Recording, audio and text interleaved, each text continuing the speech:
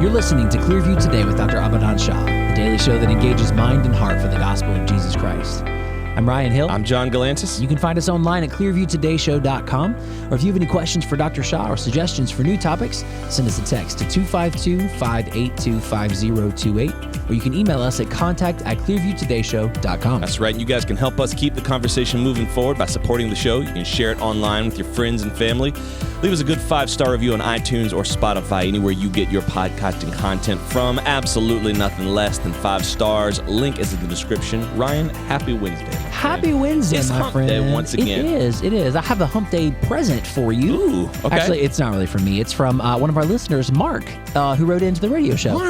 Mark lives over in Western North Carolina. Mark, praying for you and the communities over there that are still impacted from Hurricane Helene. Yes. But Mark wrote in related to your question about how long do you leave groceries out? Okay. Oh, like on the How long can you leave groceries down on the street? He said, for groceries, probably about 5 minutes with my wife. And possums will definitely lay waste to your cheese puffs, my brother. Trust me. Mark, it sounds like you're speaking from personal experience there. Mark, possums in the cheese puffs? Have possums gotten into your cheese puffs, I would Mark? say, Mark, you got bigger problems. If you got possums that quick, if you can't even leave food out for 5 minutes and the possums are that, you need to I would just get you a handgun and just shoot the possums. I think they get smart. I think they know if you leave them out for a while, they can wait it out. They just hide in the bushes and wait for their... My dad used to shoot possums off the porch. I Really? know that's like the most hillbilly thing to say on the radio, but I remember my dad used to... That sounds like a line in a country song. Growing up, my daddy shot possums off the porch. He had a pistol that he would keep in the basement, and my mom was terrified of the possums, and the possums would come up on the porch and eat the cat food, and my mom would be like locking up the house at night, and she would see it and its little beady eyes, and she would freak out, and she'd be like, "Michael, please, you got to," and he would be like, "Ah, Lisa, geez," and he would go downstairs and get a pistol, and I'm not lying, I would hear him outside shooting a gun at the possum. To be fair, they do look kind of like alarming. It's crazy because, like, to me, that's normal. But I know, like, objectively, that's kind of crazy. Like, if someone who does not live in the South is listening to the show, it's like, he's shooting a gun? What is happening? He's shooting a gun in a residential area? Yes. And the answer is yes, 100% yes. 100%. Did your also, dad ever... residential, depending on where you grew up, might be a stretch. Yeah, no, this ain't like a suburb. This isn't in the suburbs. No, this is out in the country. But still, like, I remember him shooting at possums. He shot a snake one time, and I actually looked out the window and saw it. Scarred me for life. I saw the snake just explode. I was like... That's crazy. I was so torn up. That's crazy. Yeah. Our verse of the day today is coming to us from 1 Peter chapter 1, verse 22. Since you have purified your souls in obeying the truth through the Spirit and sincere love of the brethren, love one another fervently with a pure heart. Funny how hard that is for some Christians to love one another. You know, love one another, we tend to think that means, you know, just be nice. Just tell people, hey, I love you. Be there for them. But to love one another with a pure heart, that's hard to do. Yeah. You know how come? Because I ain't got a pure heart, Right. At least not yet. Right. The Lord is constantly purifying my heart. But man, you know, I think I struggle with loving people unconditionally. You know, I love you conditionally. If you can do something, if you can further my interests, if you can be of some use to me or further my family's interests, like, yeah, I'm going to love you, or at least I'll pretend to love you. But the Lord is saying, you know, you love those who can't do anything for you, who can't pay you back. Yeah. That's what it means to love someone with a pure heart. It also says love fervently, which requires effort on our part. It's not just I feel lovingly towards you at times when you are lovely or lovable. It's I am forcing myself. I am taking action to love and show love toward you. That's a very conscious. That's an act of the will. That's not just feeling. 100%. It's a very active process. And speaking of love stories, I just watched what I would consider to be half of the greatest love story ever told. Half of it. I saw Wicked Part 1. Oh, yeah? I finally saw like the it? movie. Well, we're about to go into the grapevine, so you tell me. Oh, well. Welcome to the grapevine. Oh. This is the segment of our show where we gripe about all those little things that annoy us, those things that get under your skin. You know, life has a way of getting under your skin. And sometimes you just need a radio show segment to tell you about all the things that you're not annoyed about, but you should be. Now, I will say this. Sure. The movie, it's excellent. I can't deny I haven't actually seen the movie yet. Artistically, I've seen it on stage. Cinematically, vocally, like everything is excellent. I can't lie about that. And all the things that I would have griped about, I think are done on purpose. Like the movie's very cheesy. Sure. It is not subtle. It's a musical. It's a musical. So that's why I give it a pass like that. It is not subtle at all. No. And so the only thing I'm griping about is like, it's just they give no. Here's what I'm griping about. They really, really, really expect me as the viewer to buy into the premise that this girl being green is weird. that's a big problem. People really do not like the fact that this woman is green. It's not that she's from another place. It's not that she's from another. It's just the color of her skin. Sure. I get the metaphor. I get it. But this is not America in the 1960s. Like, this is not the South. This is a land where this woman, this green baby, was literally delivered by a bear in a nurse outfit. Right. And she hands it off to a wolf who's also in a nurse outfit. Right. And as the people are seeing this circus of animals, talking animals, deliver this baby, they see this green baby and Ryan, they freak out. Yeah. I mean, you've seen the musical. I'm sure it's the same thing. Yeah. But never once in the movie do they ever explain, hey, here's why it's a problem this woman's green. Right. The goat is a PhD. Right. The college professor Right. is a goat, voiced by Peter Dinklage. And I'm supposed to buy into that. Everybody's cool with that. But the fact that this woman is green, they have a serious problem. Yeah. And I wouldn't care if there was just something in the movie to say, hey, here, like, green people were once evil or they were wicked, or no, there's nothing. It's just she's green and I don't like that. Yeah. And I'm supposed to buy into the fact that they want me so it doesn't go away. Right. Throughout the whole movie, people treat this the whole time she's discriminated against because of her skin color. and I get it. I get the Right.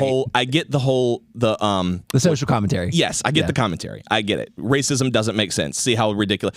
But there's got to be some context as to why all these Because there's no other green people. But there's bears and there's wolves and there's goats. Like the goat, I'm so sorry to keep harping on this. The goat is a PhD. Dr. Delamond. Yes. Yeah. He's a goat and Yeah. he's bleating in the classroom. Right. He's upset that people are being mean to him. Yeah. But also the people are mean to him and they're like, animals should be seen and not heard. And they're like, oh, who would do this to poor would do such a Dr. thing? Delamond? They're outraged. I'm like, this woman's been treated bad her whole life because she's green. Right. But she's also a human just like y'all. She's Right. just green. It's done in a way that doesn't make sense on the surface, but it really does make you start to feel sorry for Elphaba. I do. You feel sorry for it's designed that way, so you feel sorry for the Wicked Witch. She was really off-putting at first. But then when she's supposed to be. she sang The Wizard and I was like, okay, that's the real, which is, again, this is what the musical's trying to do. You see, okay, that's who she really is. Right. She's this girl who's like full of hope and wonder, and she just wants to be with and like The Wizard and I like rocked. Yeah. That was a great song. I went back and listened to it like 3 times before I even went on with the movie. I was so enraptured by that song. Yeah. I do kind of feel sorry for her. I just wish there was some Make it make sense. Some Like, buy-in. why is green bad? If they also, had- you have an entire city. The whole point is that it's green. And she was very far from the weirdest looking person in that city. Right. She was like she was one of the most normal looking people there. She was in a black froat. A froat. Yeah. Ariana Grande calls it a frock and a coat. Frock, She's like, coat, froat. Yeah, she's just wear the froat. It's cute. But she's like in a black froat and green skin, and that's it. Everybody else. Ad-lib? Was it? No, Yeah, I didn't know that. That wasn't one of her I didn't lines. know She that. just came up with that. I loved Ariana Grande in that movie because she's basically me. She's like very spoiled, very high maintenance. There's a part where she's trying to get someone's attention, and the Madame Morrible's attention, and she doesn't get it. And she goes, I didn't get my way. Oh, I need to lie down. And I looked at my wife. I was like, I love her. She's me. Ellie did not like Glinda's character. No? No. Not a fan. She never bought into Glinda. I love the movie. So here's what I'll say, because I know there's a lot of Christians watching this. Like, why are you watching that? I thought with the marketing, it was going to be 100% like gay agenda movie. It's absent. There is nothing gay in the whole movie. There's nothing. I mean, I think there's a character who's alluded to be gay just by the way he like acts, but never once is it mentioned. Never once is it alluded to. All of the weird sexuality from the novel is completely gone. It's straight up The Wizard of Oz. Yeah. It wasn't that way in the stage play. Yeah. The novel, it does some crazy stuff, but Yeah, it does. It does. On stage, they don't have any of that in there yet. Yeah, and it's not in the movie either. I think it's a completely safe movie to go watch as a Christian. And I think if you like musicals, like if you don't like musicals, it's going to be really cheesy and hammy. But Right. If you like musicals, man, I went in thinking it was going to be an 8. I think it was like a 15. Really? I loved it. I'm excited to see it. I haven't I was seen it blown yet. away. I mean, I really was not expecting to say this, but I was very, very impressed with that movie. Yeah. I watched it again the next day. I watched it again this morning. Really? Not the whole thing, but I had it on while I was getting ready. Nice. Yeah, it's a great movie. Guys, don't go anywhere. We're going to take a quick break and be right back with more Clearview Today. Hey, Clearview Today listeners. We want to take a quick moment to thank you for tuning in. As you can imagine, producing a show like this takes a lot of time, effort, and resources. And we're grateful for the Truth Network for giving us a platform to syndicate our show. But the vast majority of our support comes from listeners just like you. If you enjoy these talks with Dr. Shaw and you want to see Clearview Today continue to grow, consider making a donation today, because your contributions help us deliver fun, relevant, and biblical content right to your phone every single day. That's right. Every single donation, big or small, goes directly to the production of this show. It helps us keep the lights on in the studio. It helps keep the mics hot and running.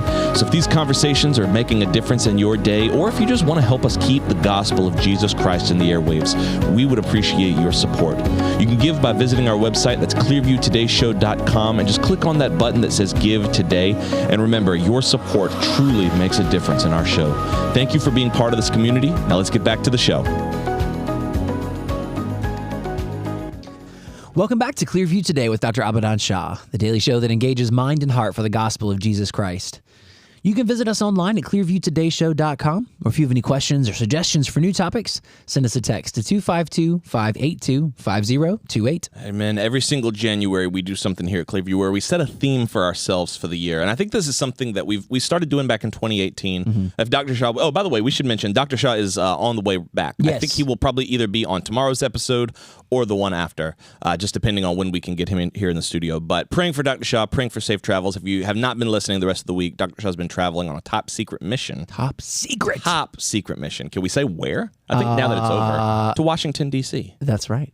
We'll be telling you a little bit more as he makes his great return. But there's a reason we've been doing a lot of devotionals out of his, or a lot of episodes out of 30 Days Praying for America. Stay tuned. We got some big news when Dr. Shaw comes back. But every January, we set a theme for ourselves. And I think this is something that a lot of churches ought to do. We started doing this back in 2018, where it's not like this is our focus for the year, but this is just our overarching theme. This is the culture. This is the vibe this year. Yeah, if I can say that. theme is a good word for it. I think it's not something we are, ignoring everything that doesn't have to do with this, but this just kind of informs all the decisions that we make. Because a lot of churches and a lot of organizations, or even a lot of people, will set goals in January. Yeah. And so when you don't meet that goal, you beat yourself up and you feel like a failure, and then you don't set any more goals. But a theme is broad enough to where it's like, okay, if I'm in moments where I'm going to think about it, I'm going to choose to be more this. Yeah.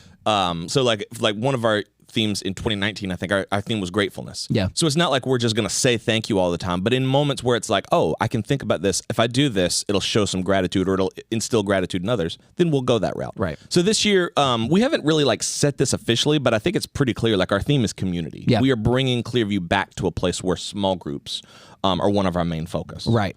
And small groups are something that we have done. And, if you're listening out there, small groups may be something that you're very familiar with. It's not a novel concept. It's not even a novel concept here at Clearview. We started small groups years ago. Yes. And there are several of those groups that are still meeting and have continued to meet, have continued to, faithfully gather together and do life together. But, when the world shut down in 2020, a lot of the small groups that we had kind of died. Yep. And there were, certain things that we had to be wary of, certain things we had to be cautious of. But I think now in the place where we are in our church's life and in the life of our nation, community is more important now than ever. Yeah. And it's important for us to understand, especially as Dr. Shaw heads toward this series on end times prophecy, which I'm excited about. Yeah, that's going to be good. I'm ready to talk about it on the show. Yeah, I'm excited to dig into that. But we have to understand that in light of community, because end times prophecies were not written to individuals. That's right. They were not written to this person here or that person living in isolation. They were written to the community of faith. And you got to think, man, in eternity, we're not going to be I'm not going to have my own little room where I can go in and worship Jesus privately and then go enjoy. We're going to be together for all of eternity. It's going to be a crowd. That's what the multitude is. We're going to be gathered around God's throne for all of eternity. So we're going to live eternity in community. Someone told me, I have a coach who kind of coaches me through worship, and he told me this one time, and it's never left my mind. When we worship, we're doing something that's designed for all of eternity. Yeah. So it's like we're seeing a glimpse, kind of like a shadow or like a dim image of what heaven is going to be like when we gather together to worship. A dimage, if you will. A dimage. Very nice, dude. I like that. Hang on one second. There you go. Thank you so much. Appreciate it. Ladies and gentlemen, Mr. Ryan Hill, Thank you so pun much. of the day is a dimage. That was not the secret word. That was just off the top. I kind of miss doing the secret word. I'm not going to lie. I know. I'm out of practice. I think it's not a stretch to say that small groups is also a dim image, if you will. Yeah. Small groups is something that reflects what we're going to be doing for all of eternity, which is living life in community with God's people. Right. Yeah. So small small groups look like, and we talked about this past weekend in service. Dr. Shaw framed it really well for us. We meet together in people's homes. There's a reason that we do that. We meet in each other's homes, share a meal together, talk about life updates, pray for one another, and we study the Bible together. And that is a beautiful picture of what the church was doing in Acts chapter 2. In Acts chapter 2, starting in verse 42, you get that description of the church living together, being in each other's houses, studying the apostles' teaching, devoting themselves to breaking of bread and prayers, and distributing all the proceeds of their selling their belongings to anyone as they had need. And it says, the Lord added to the church daily those who were being saved. One of the things that I think small groups gets wrong sometimes is that they become these small expressions of church and almost a substitute church. Not almost, it becomes a substitute it becomes like church. a little mini church with a mini pastor and a mini sermon. And that's never what small groups were intended to be. That's right. Now, there was a time when house churches were a thing, and there were a time when churches had to meet. There's still a time when churches have to meet underground in various places across the world. But that's not what we're after as far as small groups go. No. Small group circles is what we call them here at Clearview. Small group circles exist as an extension of Clearview and as an avenue back toward the main campus of Clearview. That's right. I think we've talked about this on the show, but there has been a really, I don't want to say perverted, but it kind of is that. It's a very gross over romanticizing of the persecuted church, meeting in secret church. Yeah. And that is, instead of that being a harsh reality of how a lot of Christians have to live, it's become something of an ideal in our minds where that's real church. This here, the building, the lights, the smoke, the theatrics of it, that's all fake. What the persecuted church is doing overseas, that's real and it's authentic. So I want to do that here.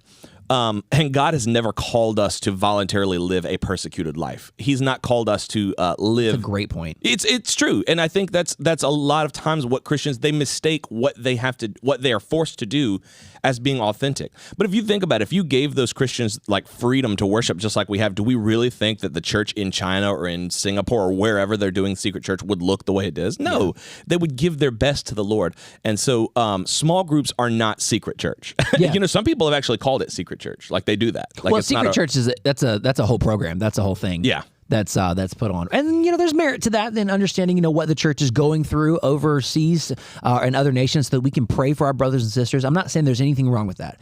But what I am saying, and I think, John, you hit the nail on the head when you said if you gave persecuted believers a choice, they're not going to pick persecution. Yeah. That's not that's not a purer form of Christianity. Yeah. That's not a truer form of worship.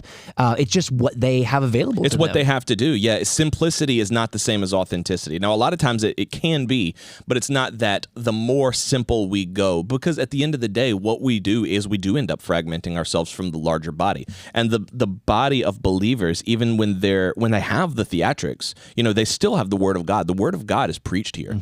And so when you end up fragmenting yourself from that, small groups really become something that it was never intended. And unfortunately, we see that happen too often. That's why small groups here are so carefully curated. Yeah. And I'm not saying that they're like controlled or micromanaged, but there's a set curriculum that goes forward with the vision. And I think, Ryan, you can kind of talk about that because we all were instrumental in that, but the vision casting that Dr. Shaw did with the church over the last 2 years, this is not something we just whipped up overnight. No. And, we talked about this past weekend, talking about small group circles. Small group circles are biblical. We've talked about that a little bit. Right. They're practical because people, it helps us in an organizational side of things, member care, making sure we have people plugged in and making sure we have people cared for.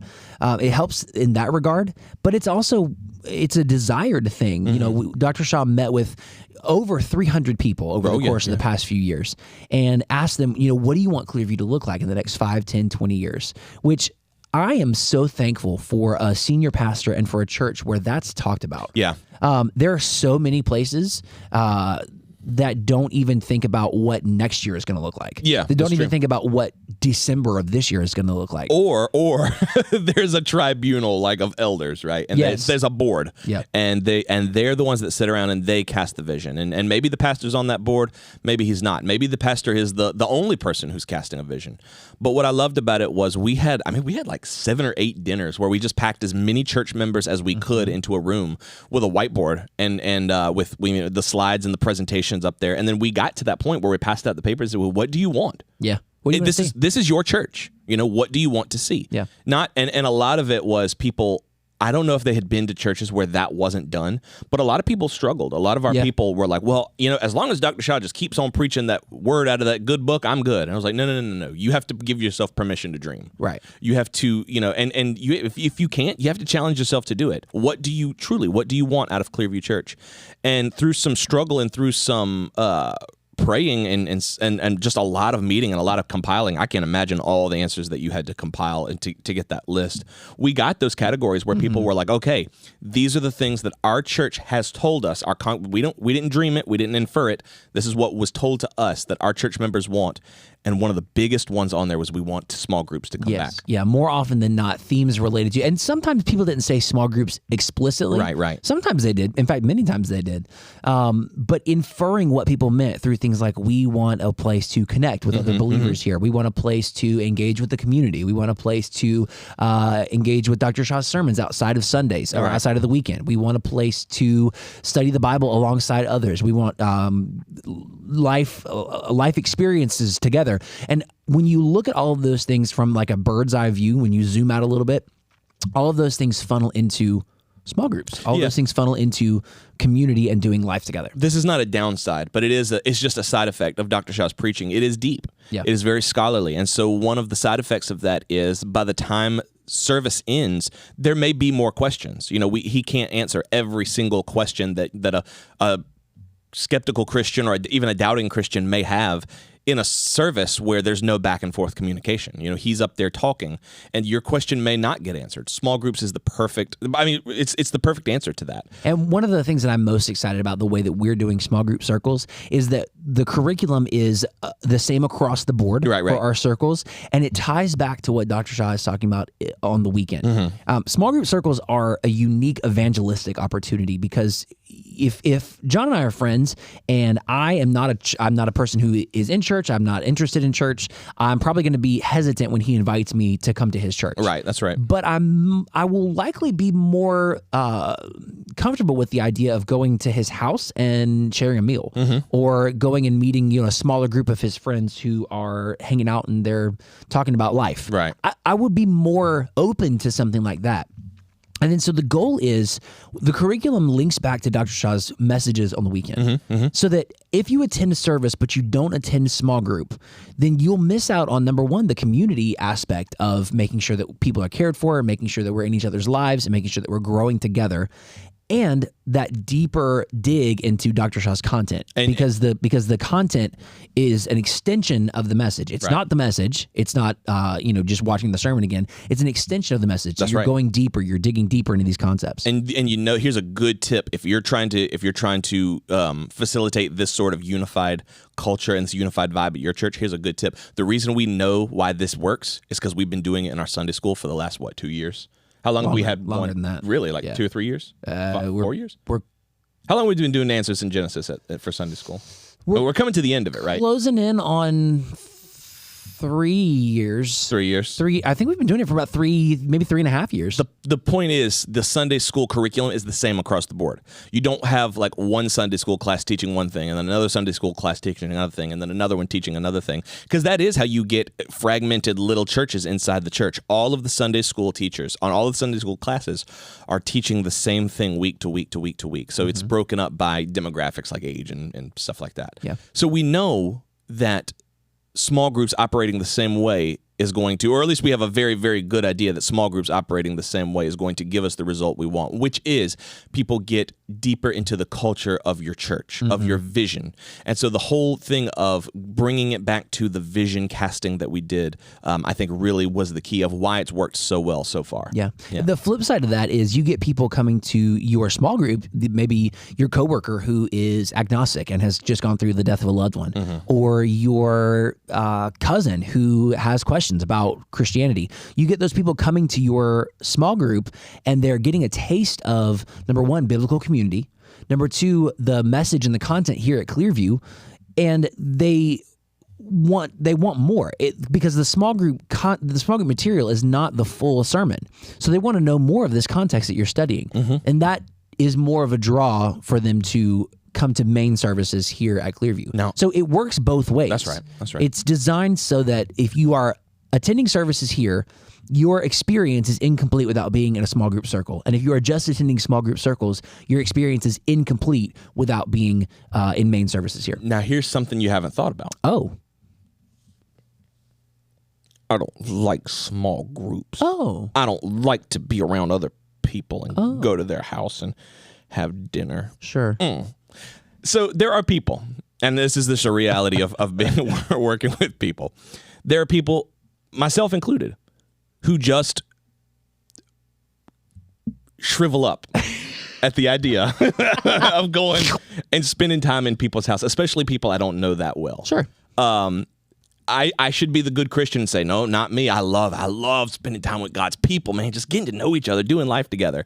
There are people who don't like it. Mm-hmm. And I like what you said, because Ryan led from the pulpit this week while Dr. Shaw was traveling. I like what you said, which is get over it. I mean, seriously. yeah, kind of, yeah. Now it was phrased a little better than that, but that's the advice. That's what I need to hear. That's what people need to tell me. Get over it. Yeah. This is how God has designed you. He has not designed you to want to isolate yourself. That's called sin. Yeah. and you can say all the time, and I've said all the time, it's just how I am. It's just my personality. It's just my bent in life. You could call it whatever you want, but it's against God's design. Your Christian life was designed to be lived in community. Isolation is the tool of the enemy. That's not God's tool. He's not going to strengthen you into a better Christian by isolating you. That's literally how the enemy works, not God. That's absolutely And so, one of the things, like, if you're dreading the idea of going to small group and being part of that and having it be a commitment, something that you actually put on your calendar and you have to do monthly or weekly or however often, if that's something that you dread, I would say look at it the same way you look at it as working out or you going to the doctor or eating healthy. It's something that you just have to do. And in time, you will grow to like it. Yeah. I couldn't stand working out when I first started. I couldn't stand when I cut out soda, which I've been okay on cutting out the soda. I've not had a regular soda in like a month now. Nice. Good for you. Yeah. I hated it. I hated it. I really hated it, but I learned to like it. And I didn't just get used to it. I actually learned to enjoy working out, to enjoy not drinking soda, to enjoy eating right, getting up early. All those things that I dreaded, I don't dread anymore. In fact, I look forward to it. And small groups is the same way, because things that are good for you, you do grow to love. That's right. And I think that's something that God is even working on me. I'm excited about doing small groups because that's a challenge. That's not a thing that I look forward to because I just love it so much, but it's a way that God is going to help me keep growing. That's right. And I think that was a really good part of the message you shared. Absolutely. Small groups are something it's vital for us. It's vital for not just us here at Clearview, but it's vital for believers to have life where you're living authentically next to one another. You're doing life side by side. That's right. And when Dr. Shaw comes back, we'll talk about this more. This is going to be a big focus for us, not only in January, but all throughout 2025. So we'll probably be doing a lot more episodes on small groups, maybe how you can grow your own small group at your church. If you're thinking, well, that ain't but like 15 of us, we can just meet as a small group on Sunday mornings. I think you're going to see that change of scenery, that change of even structure is really, really beneficial. And maybe we can help walk you through that as we're walking through it ourselves. Yeah. Make sure you guys join us tomorrow, same time, same station. We're going to be diving into another great topic here on the Clearview Today Show. Thanks again to our sponsor for making today's episode possible. And don't forget that you can support us by subscribing to the show on iTunes if you want to re-listen or you want to share it with a friend. And you can always support us financially at clearviewtodayshow.com. John, anything you want to plug as we close today? Absolutely want to plug Dr. Shaw and Nicole's book, 30 Days of Praying for America, Daily Devotions to Heal Our Nations, available on Amazon right now. It's actually book 3 in the 30 Days devotional series. You can also pick up our original music on iTunes or Spotify under Clearview Worship. Our debut album, Heaven, Here, and Now, is available right now on iTunes and Spotify, anywhere digital music is streamed and sold. Have we dropped the title of the new single? We did. Great and Awesome. Yeah. It's coming out very, very soon. Can't tell you when, but it's coming out very, very soon. We'll probably play it for you on the show when it's out. That's right. Very excited about that. Make sure you guys jump in tomorrow. We'd love to see you there. Love you guys. We'll see you tomorrow on Clearview Today.